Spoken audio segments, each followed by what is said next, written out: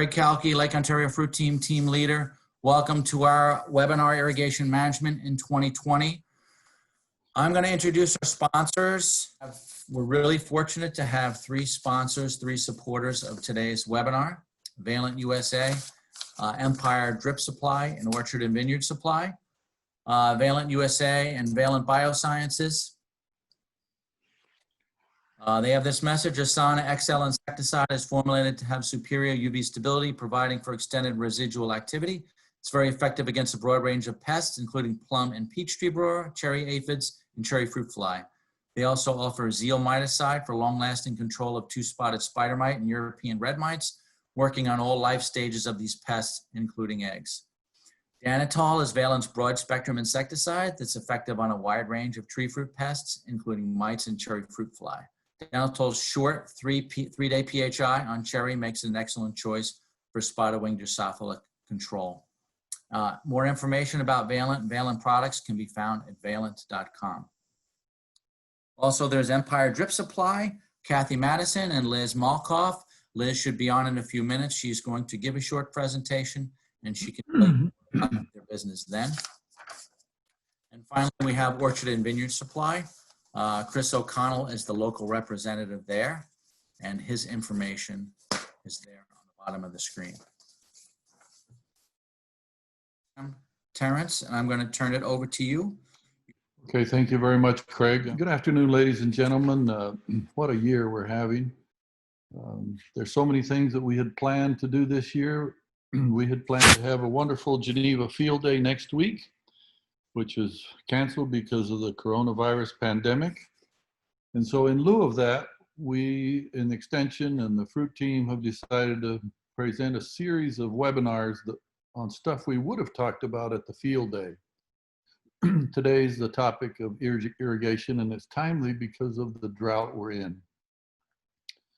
2020 has been not only remarkable for human health, but in terms of apple tree production, the season started extremely early with bud break in late March. But then it stayed cool through all the month of April. And although we expected a very early bloom was even later than the average of May 5th to the 10th. We managed then an extremely difficult chemical thinning season with extremely high temperatures in the 90s, and some good results, some bad results. Overall, my judgment is that the crop is lighter than what we would like because of frost near bloom and because of the difficult thinning conditions of extremely high temperatures. After that period, we thought there might be a regular normal season. However, since May 18th, based upon measurements that I've been doing with the irrigation model, soil moisture in Western New York has been decreasing steadily with very limited rainfall in June and July, which is creating a difficult situation at the moment. These are some pictures or some graphs showing predicted daily water balance for, I'm going to show two locations. First, in this slide, is Albion, New York. On the left side is the daily calculated water balance using the apple irrigation model that was developed by Alan Laxo on one of his graduate students, Doragoni. And they graciously allowed us to put this on the web and the NUA website. And I'll talk a little bit more about this online model a little bit later when I talk about how to manage irrigation. But for now, I just want to show some of the results. This graph on the left shows the daily water balance starting on May 1st. And you can see there was a few days where we used more water than we received. There were three rain events in that second week of May, delivering as usable water to the apple trees about 5,000 to 6,000 gallons per acre. Then a dry period, which was the relatively hot period when we were trying to chemically thin at petal fall. Then another couple of substantial rain events near the end of May, delivering between 4,000 and 6,000 gallons per acre. However, since then it's been mostly dry. with 3 very small rain events around June 12th and June 25th and June 27th. But consistently since about June 1st, we've had quite warm weather, which gives us significant use of water by apple trees. The model that I'll talk about later calculates the evapotranspiration of apple trees based upon the tree spacing and the tree age. And so this output is for mature trees. And you can see that the maximum amount of water used in Albion is somewhere around 4,000 gallons per acre per day for a mature tall spindle tree planted at 3 by 12. The more alarming chart is on the right, which shows the cumulative water balance. And so it shows that we had enough, we were receiving more water than we needed up through about June the 5th. Well, really since about May 18th, where the cursor is, it's been on a negative trend, meaning that we've been using more than we've been receiving.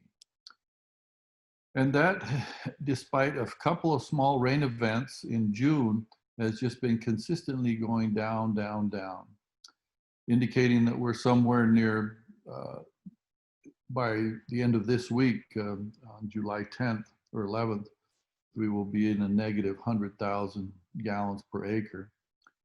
Now, 1 acre inch, just for your reference, is about 27,000 gallons of water. So this is more than 3 acre inches that we're short. Now, I had believed that Albion was in worse shape, or the Orleans County area was in worse shape than Wayne County. So the next slide shows Wayne County. I used the Alton Cherry Lawn Farms weather station to do this. And it shows that Wayne County is essentially in worse shape, or basically the same, with the worst days, or the hottest, driest days, somewhere around minus 5,000 gallons in Wayne County. So if you look at the chart on the right, which is a cumulative, similarly, since about May 19th, things have been on a downward trend, crossing zero around May the 4th or June the 4th, and will be reaching, estimated by the end of this week, somewhere around minus 135,000 gallons, which is really about 4 inches of water. If this weather pattern continues, it will result in a substantial decrease in fruit size at harvest. Now, we already believe there's been a slight reduction in fruit size in unirrigated orchards.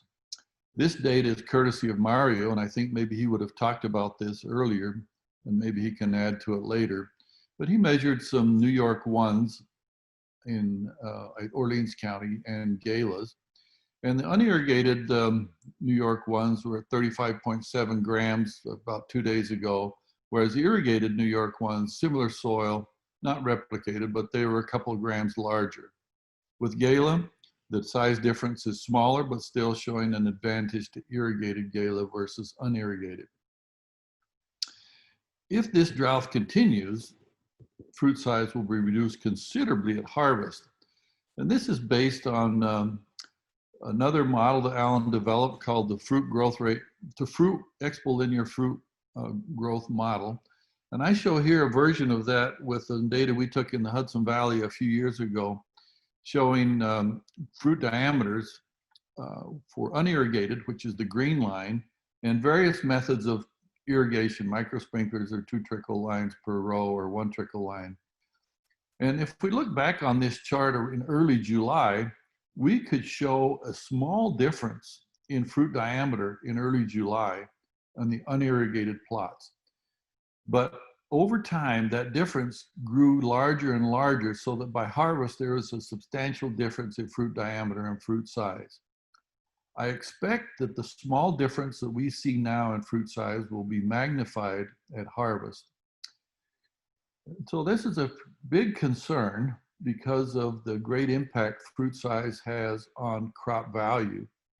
And so it led us to want to talk with the industry about how to try to avoid the smaller fruit size from drought by trickle irrigation. There is a great tool that was really developed by Alan Laxo and his graduate students, I mentioned. It's called the Cornell Apple Irrigation Model, which is housed on the NUA website. And this is just a small pictorial diagram of how the system works. When you log into NUA, there's a menu called Crop Management, and under that menu is the Apple Irrigation Model. And when you click on it, it will ask you, as listed here in the bottom left corner of the slide, 3 data points. One was green tip for your orchard, because the model calculates tree development from green tip. It will then ask for tree spacing, both in row and between row spacing, to calculate a tree density. It uses this information to scale how much water the trees will be reported that the trees are using. And then it also asks orchard age, because it also uses orchard age to scale the estimated water use by the trees. It will give you a different number for first-year trees versus third-year trees versus mature trees.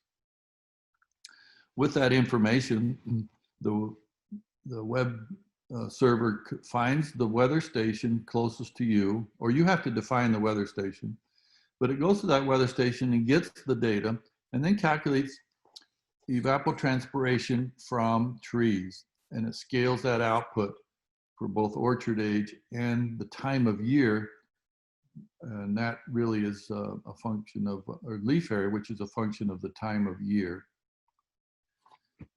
So, for example, early in the season, in May, when there's little leaf area on the trees near bloom, the model will estimate less water used by that same tree on a particular day of particular temperature than it would later in July, when there's much more leaf area out and under the same environmental conditions.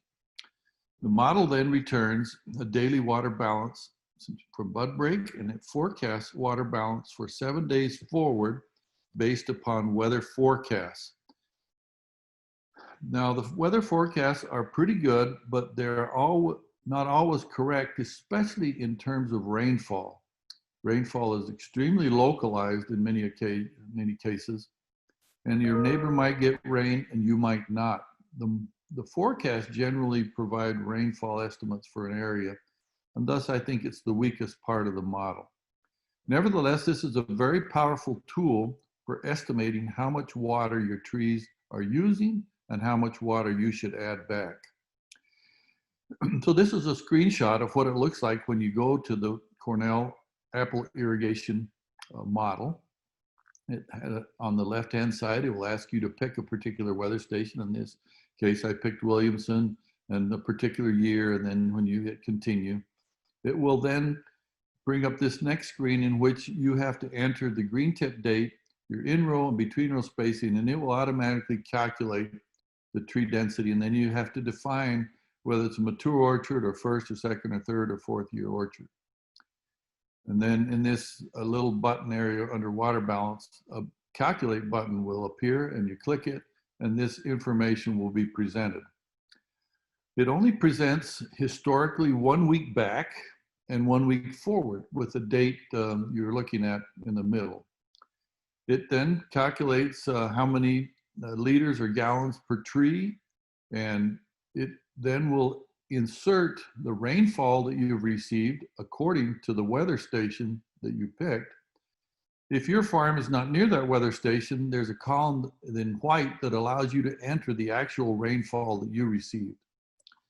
Now, I wanted to comment about this rainfall column. Not all the rainfall that falls on an acre is available to the trees. Some of it falls on the grassed alley between the rows.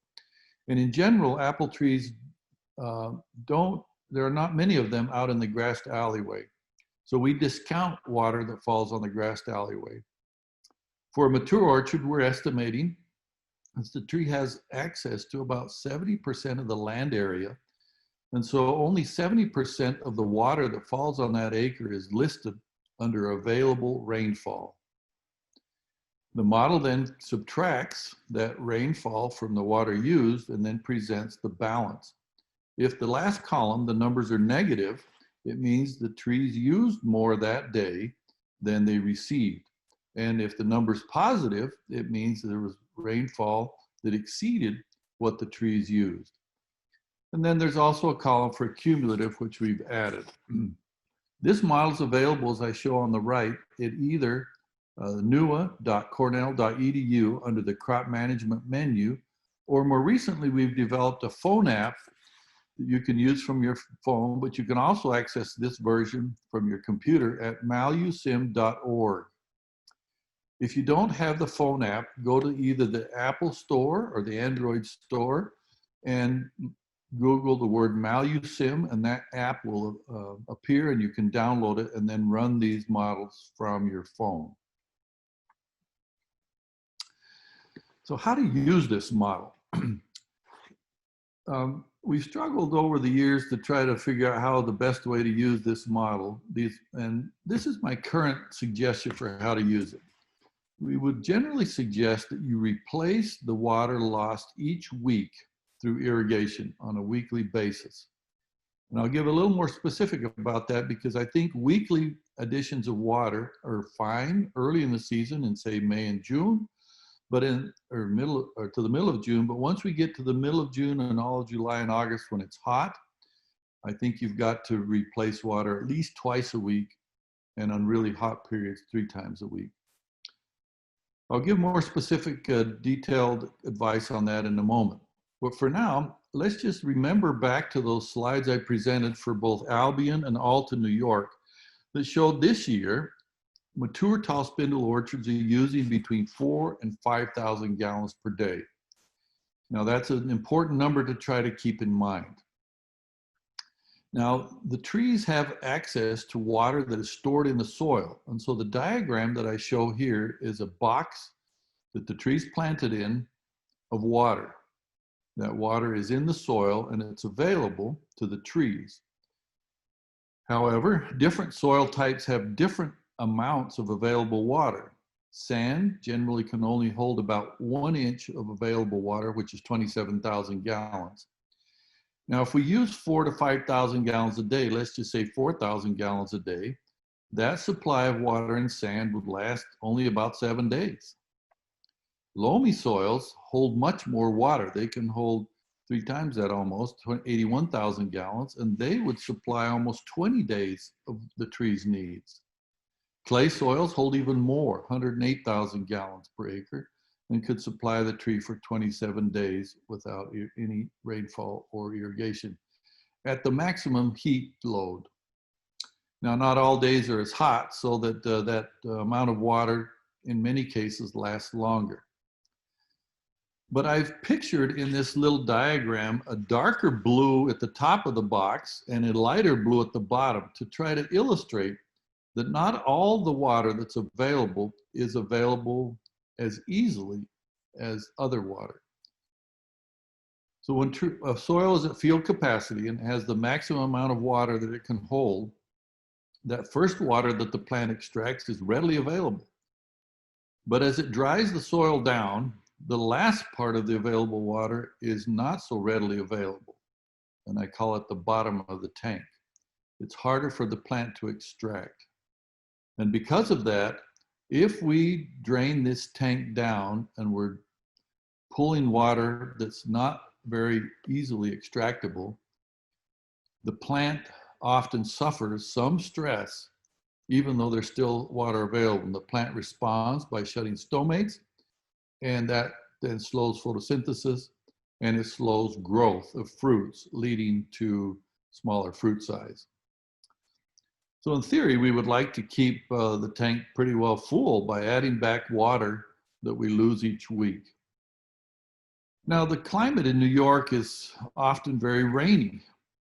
And so in years with a lot of rain, if we keep the tank essentially at the full level by adding exactly the water that's lost, sometimes the soils are too wet and trees suffer with excessive soil moisture. Let's see, it's not working here. Therefore, we've begun suggesting that we should try to manage irrigation by not keeping the tank completely full, but letting it drain down to about 90% by letting the trees use somewhere between 5 and 10,000 gallons per acre before we start irrigating. Now I give a range there because my current suggestion is that on sandier soils, as soon as you get a negative cumulative deficit of minus 5,000 gallons, that you start irrigating, because sands cannot store as much water. But on loam or clay loam, I suggest you wait a little longer, let the plant dry the soil down to minus 10,000 gallons of accumulated deficit before we start irrigating. This will then avoid the problem of excessive moisture on wet years. And it may be that on wet years, we never get minus 10,000 gallons of accumulated deficit, and so we never irrigate. And that's happened to us in a couple of cases in the past few years. So how would I manage water balance on a mature tall spindle? Let's just use the Alton example. I show, well, both example of Alton and Albion, but Alton on the left. This is the cumulative curve starting on May 1st, showing that generally through the month of May, the rainfall equaled the amount of water used, and we had more water in the soil than we needed, positive 20,000 gallons. But starting about May 18th, it started a general downward trend. A little rainfall near the end of May made it a little less negative, but then continued down. In this case, if we waited till we reached the minus 10,000 mark, and then twice per week, we added up what we used in the previous 3 to 4 days, and then added it back, we would get this sawtooth pattern. On Monday, we add back what we lost the previous 3 days, and on Thursday, we add back what we lost the previous 4 days. And if we continued to do that, even where we got small amounts of rain, which are these bumps in the curve here and this bump in the curve there, we can still manage it with less than saturated soil, but still keeping the tank relatively full and keeping the cumulative deficit to less than minus 20,000 gallons. And a similar curve could be seen for Albion, where we similarly had enough water, but starting about May 18th, we started this negative downward trend. In this case, when we get to minus 10,000 gallons, we begin irrigating twice per week, and we can keep it within that estimated cumulative deficit between the 0 and the minus 20,000 gallons. Now, if you remember to those soil volumes, we have in the soil a lot more water than the minus 20,000 gallons. And so we have what we call reserve water. And some people would say, well, why don't we use more of that reserve water? That's a viable question. The only reason I prefer not to do that is that sometimes as we get into the heat of the summer, our irrigation systems are not designed to put on enough water. And so sometimes you can't get enough water on all of your zones in a 24-hour cycle to keep this at minus 10,000, and you slowly will become more negative, even though you're doing all the irrigating you can. Or in some cases, pond volume is not enough. And so if we keep the tank as full as we can, but not more than 90%, it allows us some cushion in very, very dry years to hopefully not get severe water stress. So I'd like to now comment briefly about young trees, newly planted orchards, and on-farm nurseries, which are becoming more and more common in Western New York. Young trees have a very limited root system, and they develop water stress very quickly. And nurseries also, especially with this new strategy of the grow-through tree, in the second year, a grow-through tree has tremendous leaf area and a very small root system, and thus can develop water stress quickly. If you plant highly feathered trees in your new orchard, they can experience water stress in May and June because of very, very limited root system, but quite a few branches and leaf area. Thus, water needs to be applied frequently to limit water stress in either newly planted orchards or in on-farm nurseries. I've suggested that trickle irrigation has to be installed within 2 weeks of planting to try to avoid the stress that we've been through in June on newly planted trees. I calculated water balance using the same apple irrigation model that's on the NUA website for a first-year tree at both daily water deficits and cumulative. And I wanted to point out here on the figure on the left, if you look at this scale, even on the hottest days, a first-year orchard is using only about 400 to 500 gallons per acre per day. So if you had, say, 1,300 trees to the acre, each tree is only using a little less than a half of a gallon per day. And so if you add, 3.5 gallons a week, that's plenty. However, there's such a small volume of soil that the roots can access that water from. That water needs to be applied frequently, either every other day or even every day on newly planted blocks, but certainly more than once a week. If you look at the right-hand chart, it shows that similarly with newly planted orchards, say would have been planted in early May, that you would have had a zero, crossing the zero line somewhere near the end of May, and then it's been negative, but the total negative volume is only about 15,000 gallons. That's only about half an inch of water that you would have needed to apply on a first-year nursery orchard or first-year orchard. I wanted to also calculate and show you the difference in a second-year orchard, which now has bigger trees, or a second-year nursery, the grow-through nursery. And so I calculated this for a grow-through nursery.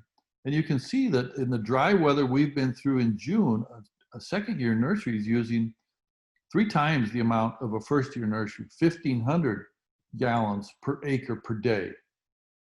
And as a consequence, second-year nurseries have to be irrigated 3 times as much as a first-year nursery, or the same with second-year orchards. In a second-year nursery so far, by the end of this week, we estimate we will have needed about 34,000 gallons of water. Now that's certainly more than what we would have, we calculate for a first-year nursery, but it's a lot less than a mature orchard, which is well above 100,000 gallons that have been used so far this year. So how do we pull this all together? We talk about precision irrigation as a means to try to maximize fruit size by not ever letting the plant go under water stress. Now this is a work in progress, and I don't have all the answers yet. In fact, we'd proposed a project which was funded by New York Farm Viability for this year to try to get a more detailed handle on exactly when to turn on irrigation, using fruit growth sensors, which are little sensors you put on the small apples, and you can detect growth every 15 minutes. And new microtensiometers that Alan Laxo's developed with Abe Struck at Cornell, which you embed in the trunk to look at exactly what stress level we start to get reductions in fruit growth rate. However, because of coronavirus and Cornell asking us to reduce our research effort, I asked, and Farm Viability Institute agreed to let me postpone that project for a year, which we hope to do next year in 2021 with myself and Dr. Lai Liang Chang. But barring that more detailed information, I suggest that we try to manage irrigation in the following manner.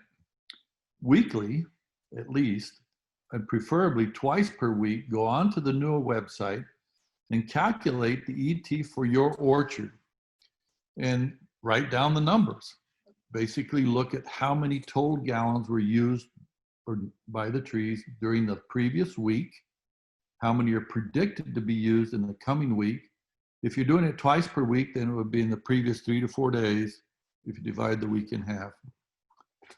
And then attempt to replace that amount of water through irrigation cycling, giving the proper number of hours to accumulate that number of gallons. Now, in a few minutes, Liz Madison is going to explain about irrigation design and how to make sure you get the amount of water on based upon emitter spacing and emitter output. The second part of precision irrigation would be to manage the early period from mid-May to mid-June a little less intensively, because usually during that period, temperatures are not as high, leaf area is not as great, and soil moisture is not as dry. But during that period, when cumulative water deficit from the model indicates either 5,000 gallon deficit for sandier soils or 10,000 gallon deficit for loams or clays, then begin to apply 100% of the amount used each week. And the frequency of irrigation during this period between mid-May and mid-June is adequate at once a week. Because remember that the soil has a huge store of water in it. However, beginning in mid-June, all the way till the end of August, and we suggest irrigating all the way to the end of August, we suggest going to a twice per week irrigation cycle, certainly on loams and clays, and possibly 3 times per week on sandier soils, and again attempt to replace in the soil 100% of the water that's used by the trees. Now, if your system is not designed to give that much water, you still try to do the best you can to replace as much as you can. We feel that this kind of precision irrigation will help ensure that we don't have small fruit size like we did in 2016 when there was a severe drought. And it may turn out that 2020 will get more rain in July and August, I don't know. But if it turns out similar to 2016, if you can do this sort of strategy, it will help ensure that you have good fruit size at harvest. I'm going to wait on that last slide. I want to summarize after we have some discussion and we let Liz Madison talk about the practical aspects of irrigation system design. So I'd like to stop sharing my screen now and take any questions or have any discussion that people want to have before I call on Liz to give her presentation. Thanks. Just to cut in, Terence, we're also gonna, Mario is called in. He is available and I have his PowerPoint slides. So he's gonna do a quick couple of slides before we get to Liz. But yes, questions, any folks? I don't see anything in the Q&A. People can type something in the Q&A or raise their hand and I can unmute you. Anything to this point, folks? Not seeing it out of the 19 or so folks that are on.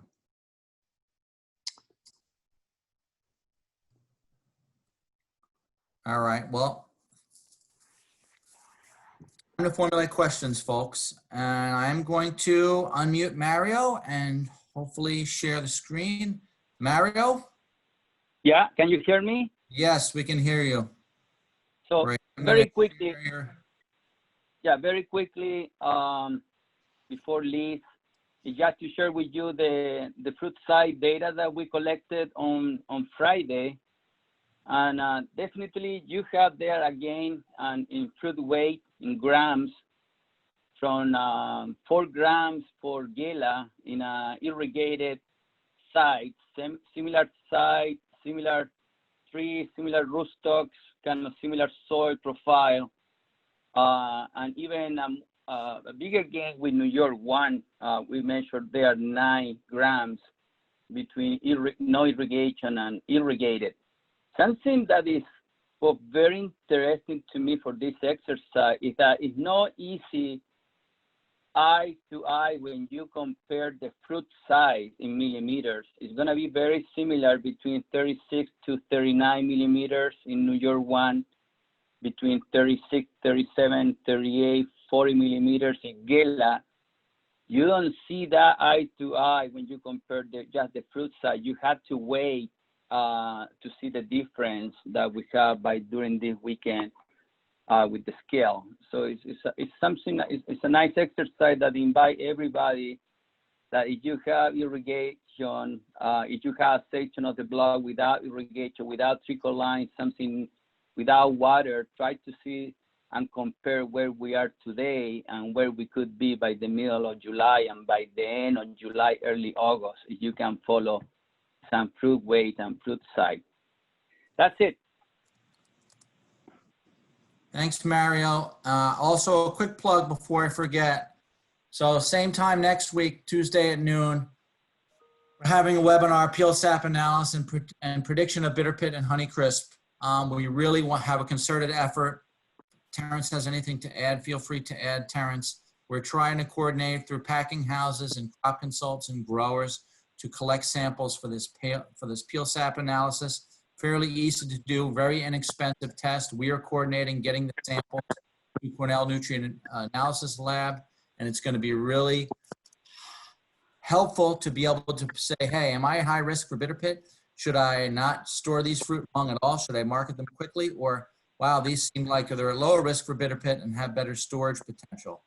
Look for that information, webinar registration. It's been in the fruit facts. It's been in the fruit notes from last week. It'll be in the fruit notes going out.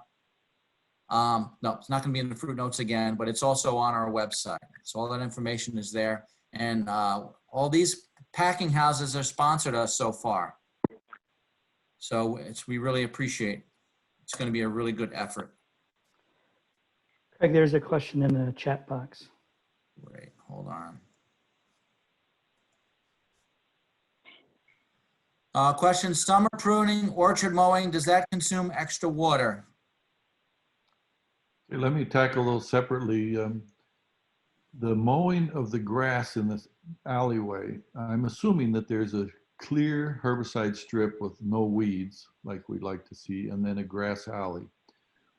The grass is using water, and that water is generally not available to the trees, but we've built that factor into the model so that we don't even consider the water that the grass is using. We're only considering the water the trees are using and assuming that all that water comes from the area underneath the tree canopy.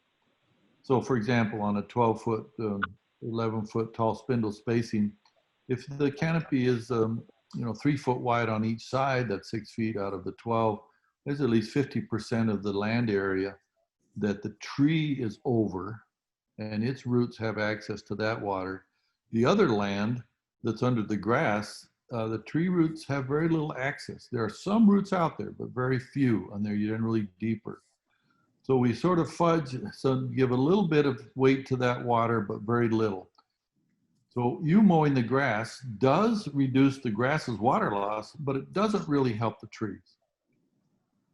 The second part of that question is, does summer pruning reduce water usage? And yes, it does, but not as much as you would think. Summer pruning does remove leaf area, and so there's fewer leaves drawing moisture, but it also exposes to more light some of the interior leaves, and their heat load then goes up and they use more water. So there is some reduction, and you can save a little water by summer pruning, but it won't save enough to really prevent stress in the really dry year.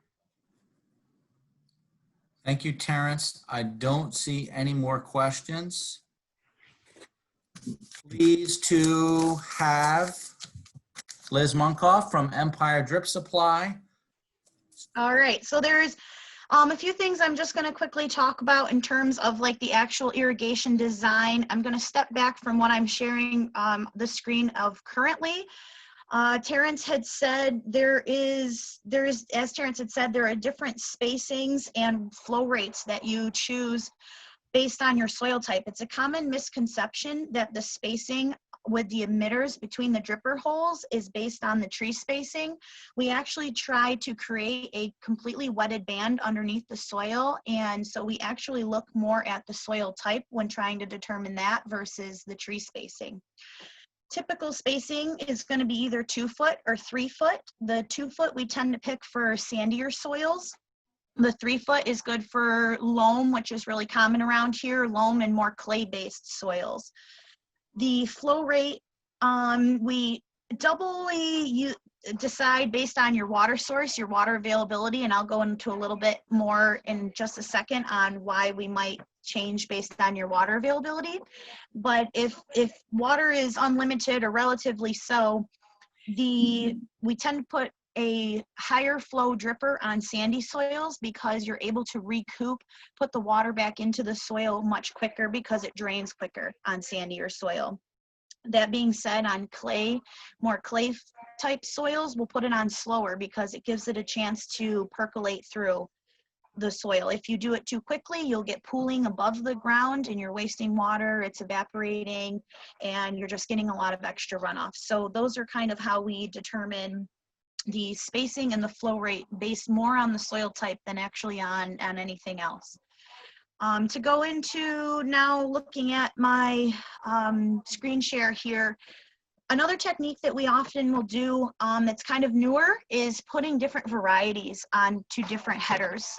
It's very common to see Honeycrisp and Gala planted in the same blocks, and they have very different water needs. As Mario pointed out, and definitely through the season, he will be seeing this, that the apple size does increase quite a bit with water put on. And so that being said, you know, Galas are usually a little bit smaller, and Honeycrisp, you try not to get them that big. So by putting them on separate zones, you're able to more fine tune how much water each variety is getting. And in the end of the day, it's a lot easier for your management to have them on separate zones.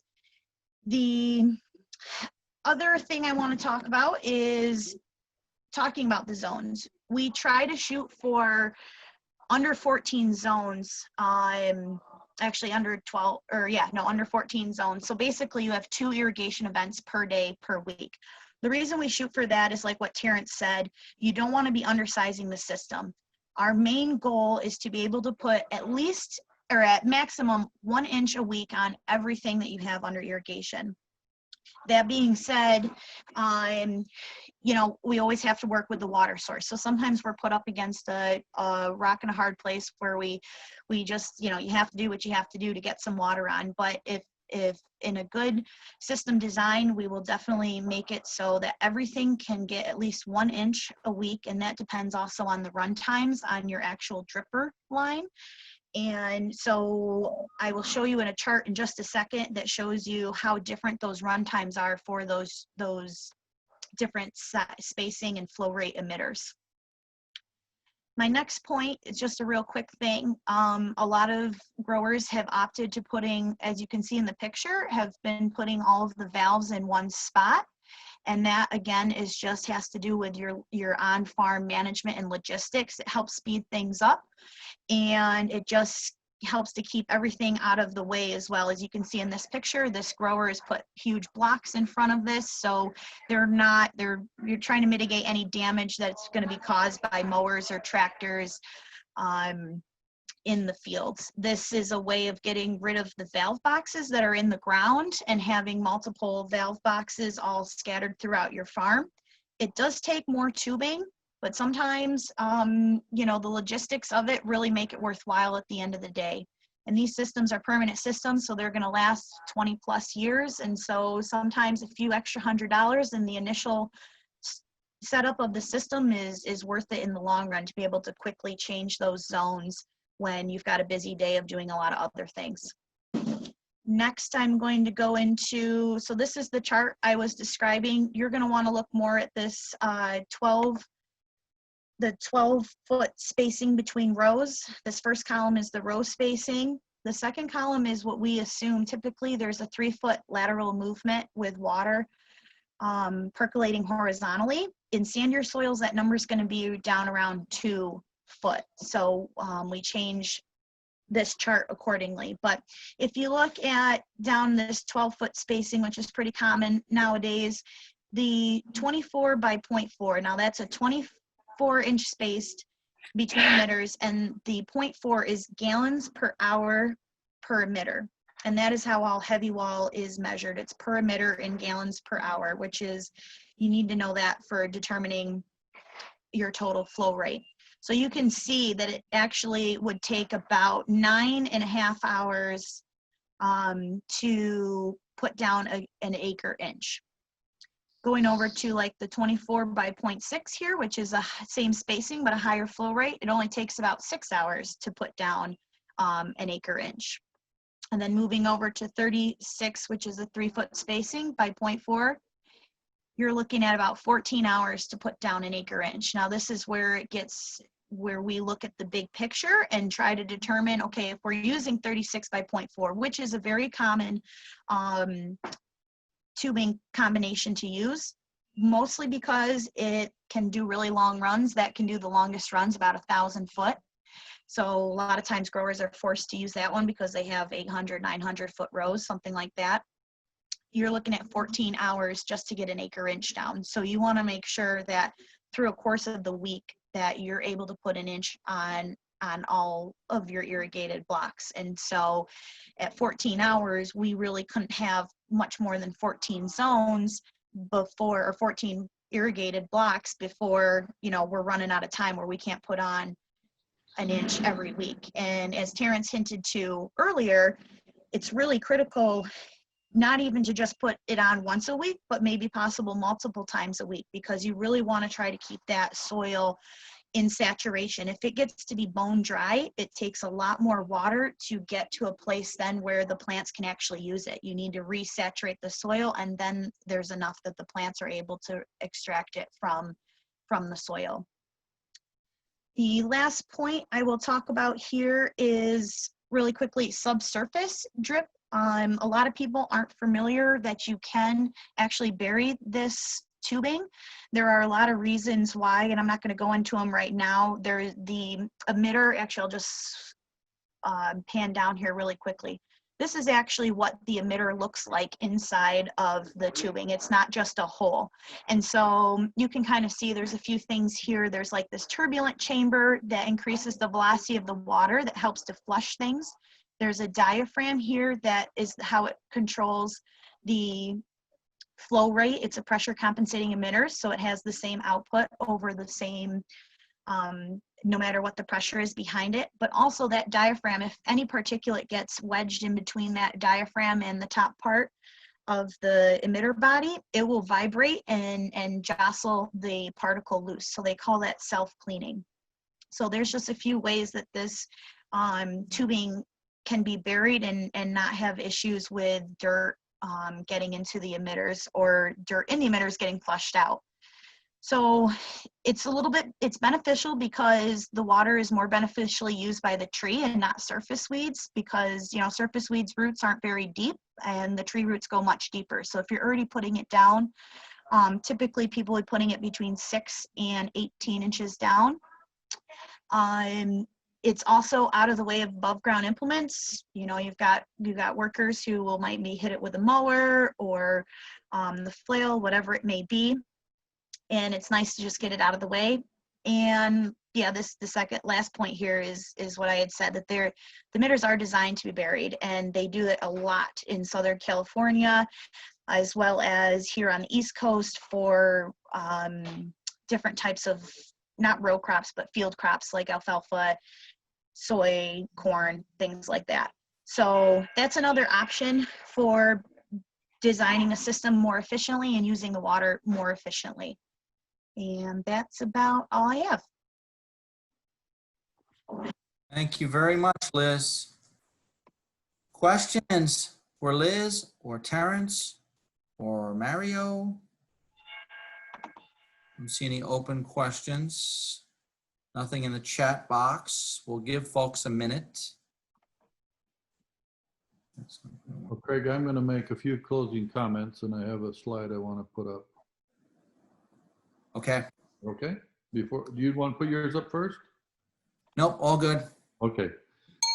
I wanted to thank Liz for that help, because one of the problems we see is that sometimes in the really hot part of the year, the irrigation system cannot put on enough water and cover all the zones, or the well isn't enough capacity or whatever.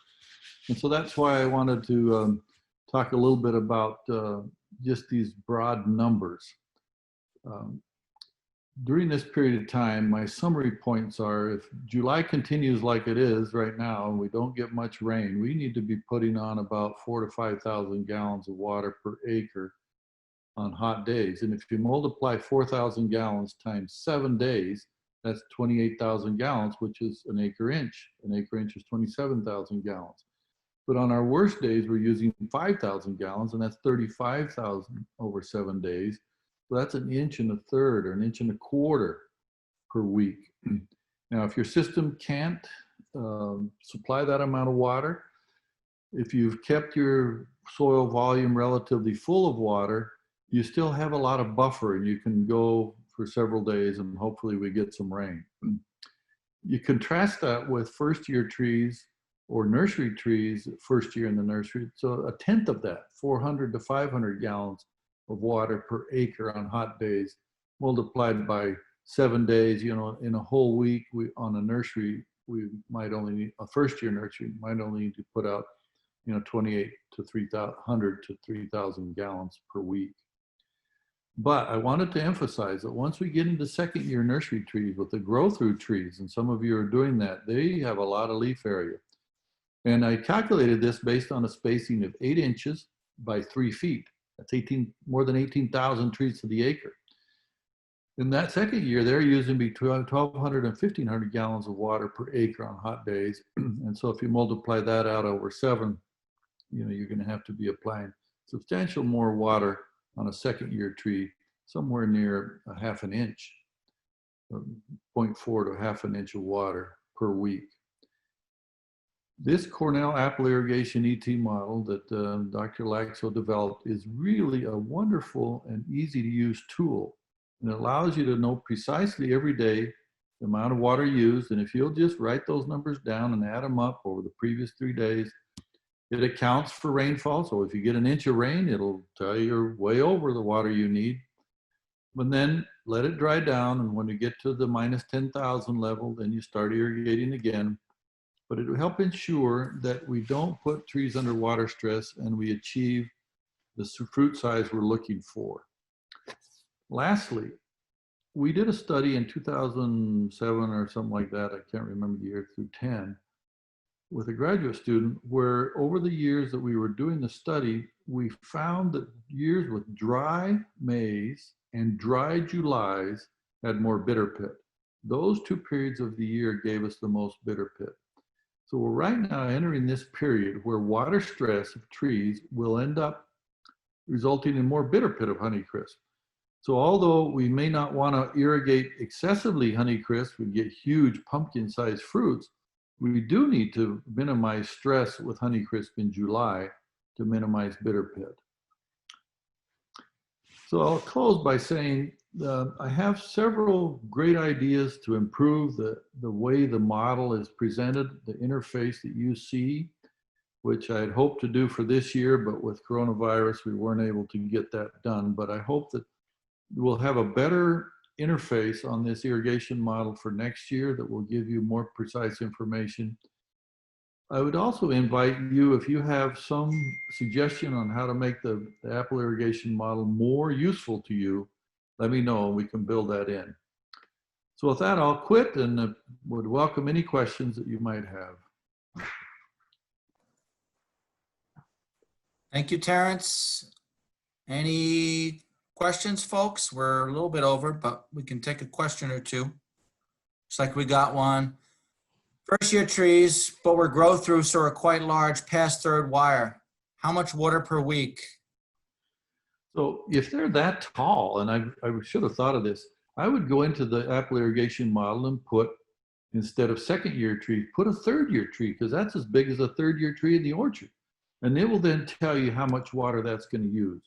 And so that's maybe the simplest way to just calculate. I didn't do that prior to the meeting, but it's going to be somewhere, I think, upwards of half an inch a week because they're relatively tall. Great. Thank you, Terence. Any other questions? Just one more comment. When you go to the irrigation model, just put in the spacing in your nursery. It's adaptable. It can calculate for an 8-inch by 3 foot, or if you have 6-inch by 2.5 feet, whatever your spacing is, it'll calculate the amount of water per tree and per acre for that, if you give it the right sort of tree age. In this case, I would suggest a third year tree. Question, but I'm pretty sure you covered this. Does the model consider irrigation applied? There is an input for how much rain you got, right?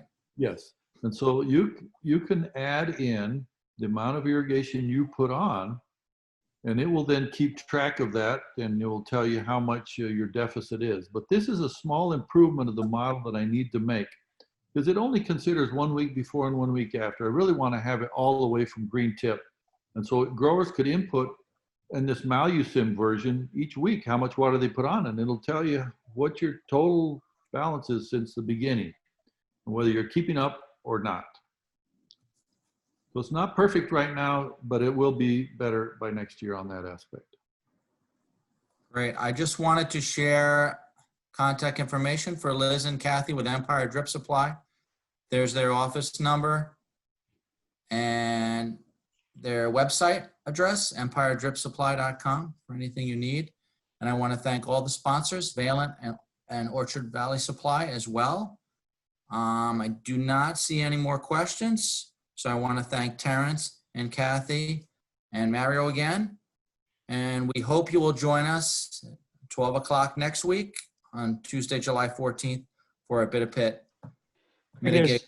There's a Field question. analysis. There is one more question in the question and answer. Thank you. I just popped up. Thank you, Mark. What about trees with fire blight and second and third leaf? Okay, so if it's a second year tree, we may not be that concerned about the crop and fruit size. We're more concerned about keeping the tree alive. And therefore, putting excess water on to stimulate rank growth would not be the correct thing to do. And we use water stress to shut them down. And so I would then, in that case, I would reduce the amount of water I'm applying to substantially less, but not allow visible wilting symptoms on the tree. Now, second year trees generally have a pretty decent root system, so they probably won't wilt, but I would try to put on some portion of that water that's required. On third year trees, where we have the crop, then you have to make the judgment, which only you can make. Do you sacrifice fruit size, which I would do if fire blight's a rampant problem, by trying to shut the trees down by not irrigating. We ran into this in the Champlain Valley in 2016 or 17, and most growers there opted to shut down the tree by not irrigating to try to control fire blight. I will add this. It didn't seem that successful to me.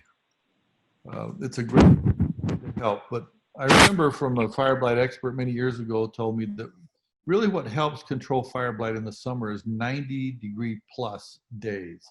We're having a substantial number of those, and that really slows down fire blight, probably more than anything else we're going to do.